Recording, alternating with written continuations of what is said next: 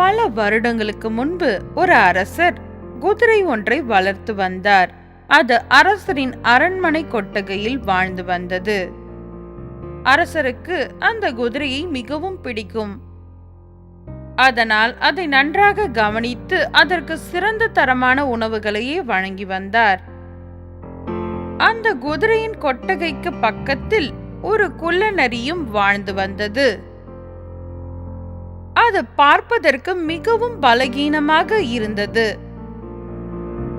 குதிரை சாப்பிடும் உணவுகளின் வாசனை அதை ஈர்த்து கொண்டே இருந்தது. அந்த குதிரைக்கு மிகவும் சிறந்த தரமான அரிசிகள் உணவாக கொடுக்கப்பட்டன. என்ன ஒரு அருமையான சிறந்த உணவை இந்த குதிரை சாப்பிடுகிறது. இது சிறந்த அதிர்ஷ்டசாலிதான். ஒரு நாள் குதிரை சாப்பிடும் அந்த உணவின் வாசனை குள்ளநரியை மிகவும் ஈர்த்தது. அதனால் அந்த குள்ளநரி எப்படியோ தந்திரமாக குதிரையின் கொட்டகைக்குள் நுழைந்தது. குதிரையின் வாயிலிருந்து கீழே விழுந்த உணவுகளை குள்ளநரி சாப்பிட ஆரம்பித்தது. அந்த குள்ளநரிக்கு அந்த குதிரையின் உணவு மிகவும் பிடித்ததால் தினமும் அது அங்கு வந்து சாப்பிட ஆரம்பித்தது. வெகு நாட்களுக்கு அந்த குட்டி குள்ளநரி அந்த பெரிய குதிரையின் கண்ணில் படவே இல்லை. ஏனென்றால் அந்த குதிரை தன்னுடைய உணவை மிகவும் ரசித்து சாப்பிட்டுக் கொண்டிருந்தது. நல்ல தரமான உணவுகளை சாப்பிட ஆரம்பித்ததால் அந்த குள்ளநரி நன்கு பருத்தும் வலிமையாகவும் வளர்ந்தது. அது ஒரு நாள் குதிரையின் கண்ணில் பட்டது. குட்டி பையனே, நீ யார்? நான் பக்கத்து கிராமத்திலிருந்து வந்து ஒவ்வொரு நாளும் நீங்கள் சாப்பிடும் இந்த உணவை நானும் சாப்பிடுகிறேன். இத்தனை நாள் நீ என் கண்ணில் படாமல் எப்படி இருந்தாய்? உங்களுக்கு தெரியாதா? குள்ளநரியான நாங்கள் பெரிய புத்திசாலிகள். எங்கள் தந்திரத்தை யாரும் மிஞ்ச முடியாது. அந்த குள்ளநரி நன்றாக வாயை பிளந்து சிரிக்க ஆரம்பித்தது. சிரிப்பாக உள்ளது. அந்த குதிரைக்கு குள்ளநரியை மிகவும் பிடித்து போனது.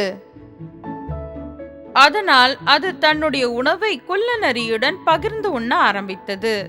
விரைவாகவே அந்த குதிரையும் குள்ளநரியும் நிறைய நேரத்தை ஒன்றாக செலவழிக்க ஆரம்பித்து நல்ல நண்பர்களாக மாறினார்கள்.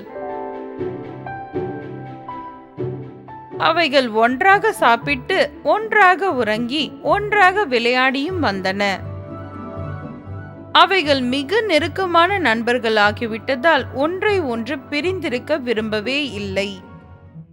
ஒரு நாள் ஒரு மனிதன் குதிரையையும் குள்ளநரியையும் ஒன்றாக பார்த்துவிட்டு கொட்டகையின் சேவகனிடம் அதை பற்றி விசாரித்தான். எப்படி ஒரு அரசனின் அரண்மனைக்குள் ஒரு கால்நடையை அனுமதித்தீர்கள்?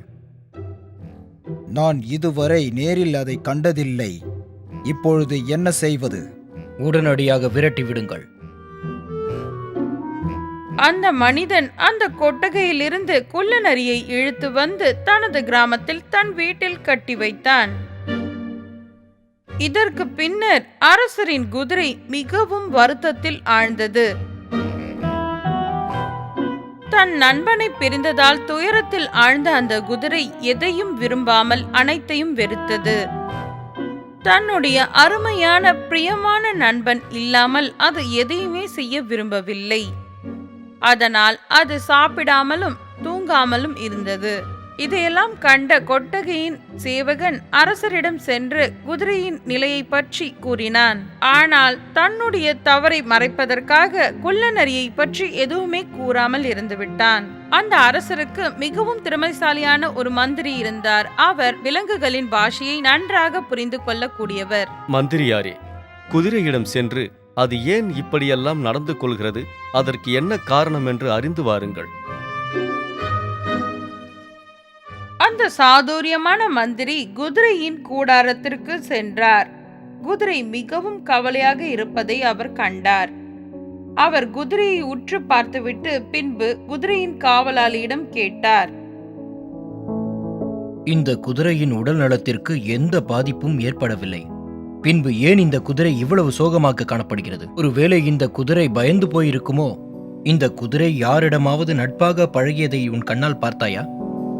உனக்கு தெரியுமா இது யாரையாவது நண்பனாக ஏற்றுக்கொண்டதா? தெரியாது ஐயா. பொய் சொல்லாதே, ஒழுங்காக உண்மையை சொல்.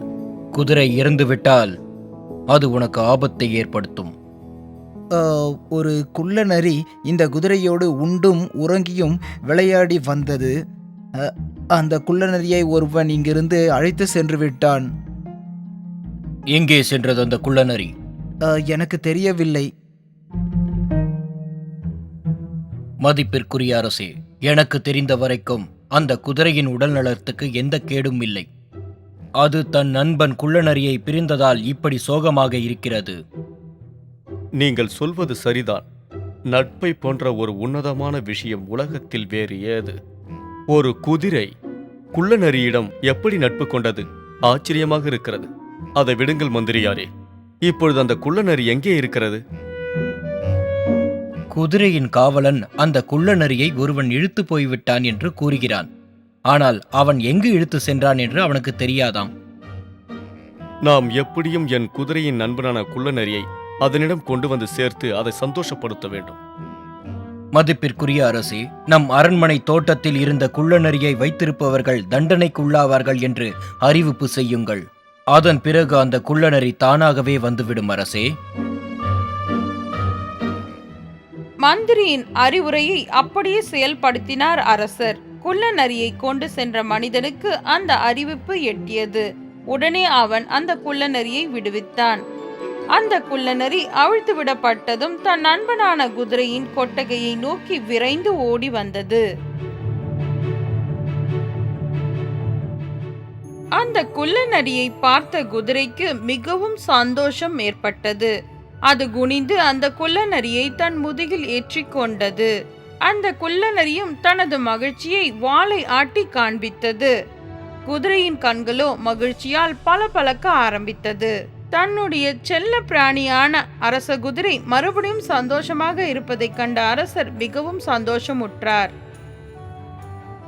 மகா மந்திரியாரே, நீங்கள் பெரிய புத்திசாலிதான்.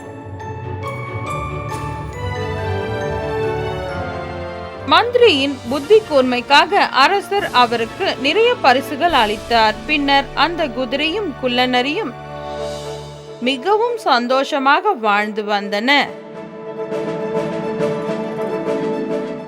உண்மையான அன்பு எப்பொழுதும் நிலைத்திருக்கும்.